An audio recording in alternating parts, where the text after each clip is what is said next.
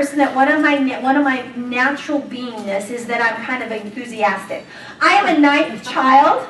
We have 9 children. I have 8 older siblings, and they're all boys. You have magic all on your own.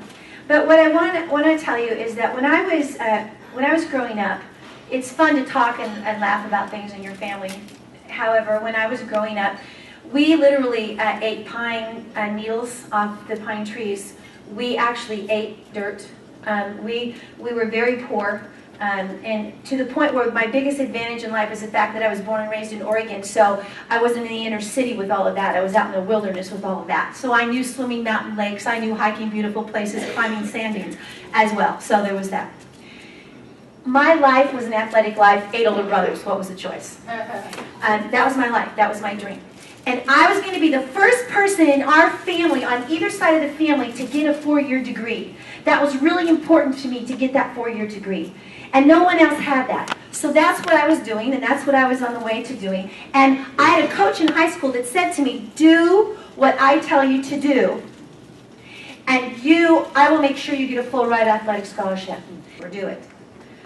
Well, what happened for me is that I got the full ride athletic scholarship. Pete was just huge in my life. I got that athletic scholarship. I was off to college.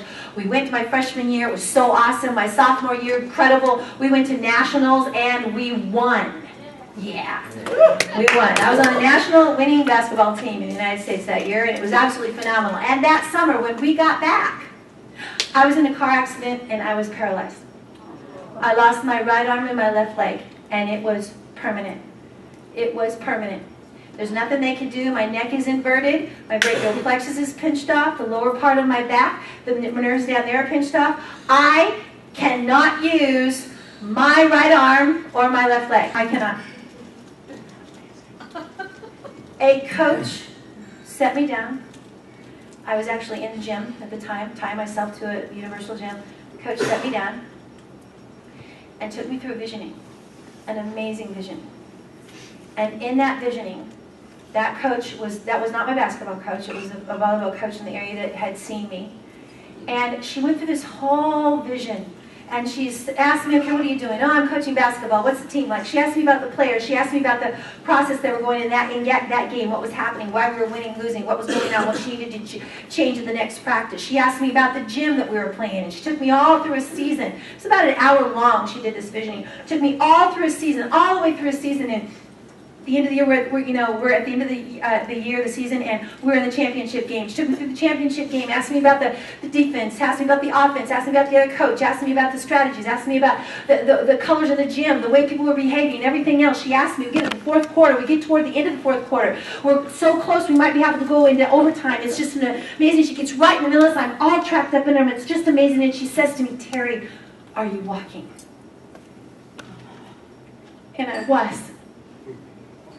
I walked in my mind, and she said to me, that's the truth. And don't let anybody ever tell you differently.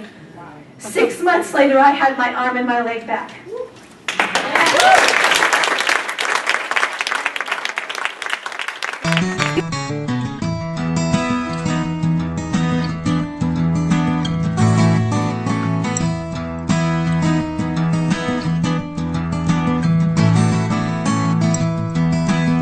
Person that has a touch of arrogance, admittedly so.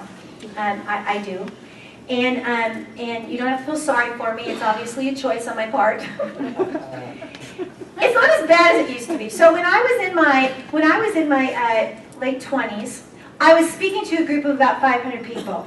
That alone did tons without the ego of mine. And I was in front of all these people. I was doing my thing and everything else. And way at the back of the room, Jim, right in the same seat you're at, on the aisle at the back of the room, there was a man sitting there, and he was like this, and his arms were crossed like this, and he had his ankles crossed, and he was like slumping down kind of thing, just looking. So after I was done with the talk, people would come up, they got books, signed the book, do all those kind of things, blah, blah, blah, blah, all that kind of stuff. They did all that, and he was the only one left. Now, I was young, and he was like an old white guy at the time. Now he's young, but he was an old white guy at the time. And he slowly walks up, and I'm doing my busy thing, getting everything together, all this kind of stuff, and I'm kind of, not getting too, and he says, listen, I have a group of managers that I want to turn into leaders. Will you do that for me? And I said, yes. He said, give me a call on Wednesday, and he gave me his card. So I put it all in my stuff. You know, if you're a good salesperson, you list it all up, and you know who you have to call, and you got all your to-dos done, and all that kind of stuff. So I did it, and I always get 2 queen-size beds when I travel, because you have one to sleep in and the other one to spread everything out on. Yeah, you know that? You know that? Is that true? Isn't that so true? Yeah. Do men do that too? Yeah, that's so cool. Okay, so I was spreading it all out all over the thing, and I'm going through it, and I get to this card, and the card says, Lee Iacocca. I brushed off Lee Iacocca. Think about it. That's just like, I mean, even today I get goosebumps thinking, oh my gosh, I brushed off Lee Iacocca. So then I call everybody I know, you know, how am I going to really impress him? What am I going to do? What am I going to say when I call? How am I going to make it happen? You know, what am I going to do? So I call him, and I'm all prepared, and it's on the phone, so I get to look at my notes and everything, you know, really cool. So I get on the phone, and I'm on the phone, and I say, Teri Hawkins for Lee Iacocca, please. So cool.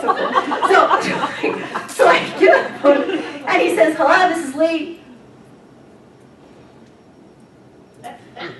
And I started laughing. That's what I do. It's just what I do.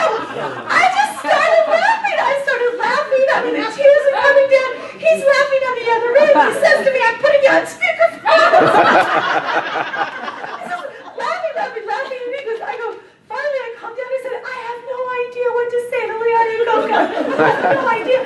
And he goes, that's what he said. He says, how about hello? And I said, hello. And I ended up working with Lee. I ended up working in his company.